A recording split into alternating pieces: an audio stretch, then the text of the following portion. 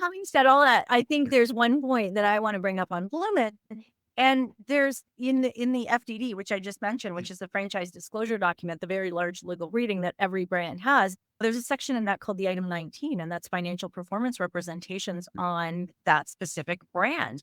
And when they're not all created equal, right? The amount of Right. information a franchise system wants to put in there can be varying widely.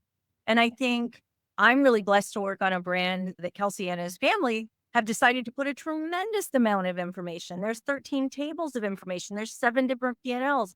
We show you consolidated Well, P&Ls for a single van owner versus a multi-van owner. So you can say, hey, why would I not want to scale my business down the road, right? We even show you a consolidated P&L for our owners for whom in that calendar year, that was their first full year of operation with us. So you can see what brand new owners are doing with us. not executing for you. You need to follow the blueprint, the process.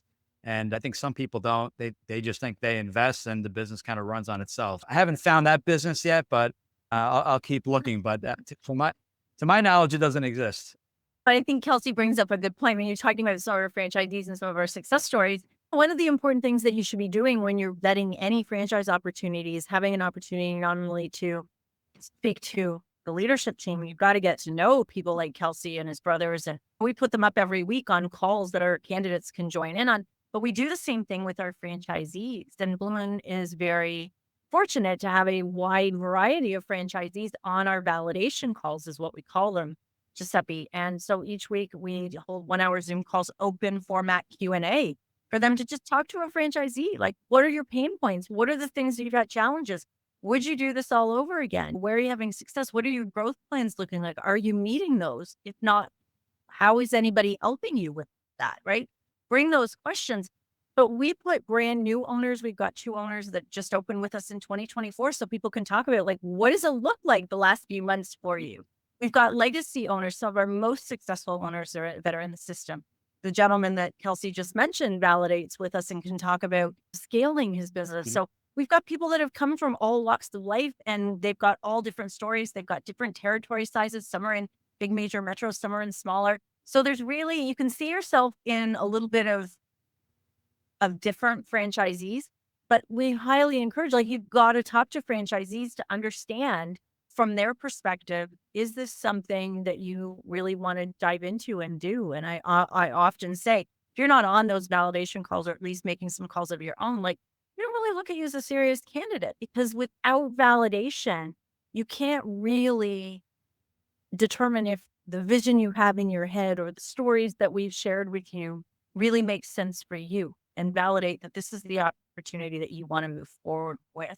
It also gives us a chance to get to know the franchise candidates on a very different level as well. They get time to spend with the leadership team, and they, along with myself, can kind of pre-vet them before we have them out to Dallas to meet the team eventually.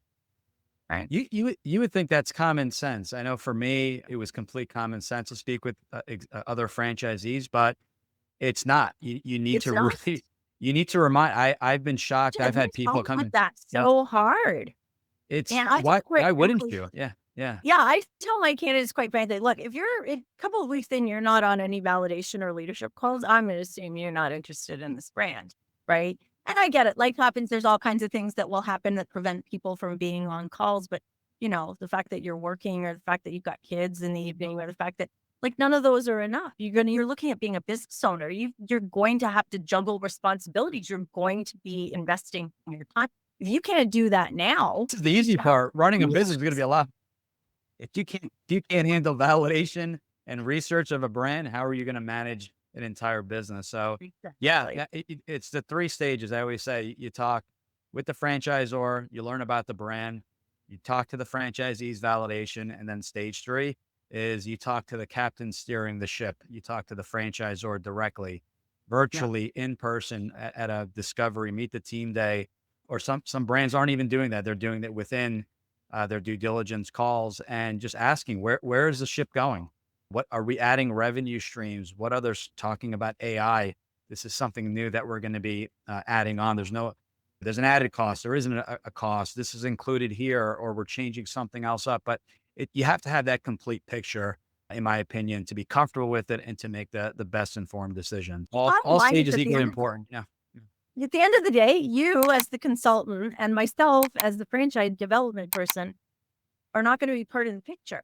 The relationship lies with the Right. franchise system, with the franchisor. If you haven't invested in them, if that's not where you're making your decision based on that interaction, that potential relationship, that's problematic.